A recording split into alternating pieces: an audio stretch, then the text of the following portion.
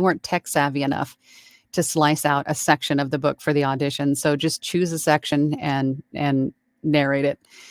If they don't supply you with a section to narrate for the audition, then what I have done in the past is I'll go to the title on Amazon, and there's usually like the look inside where you can look at a few pages and kind of read a few pages before you purchase the book, and do that and just select a section that is available to see, to select a section of that to read or to narrate as the audition.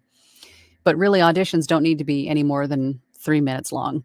I mean, authors will typically know within the first few seconds if you're going to, like if the audio quality is going to sound good, and B, if you're the voice they were looking for in the first place. And then they'll continue to listen, but it really doesn't need to be any longer than 3 minutes. So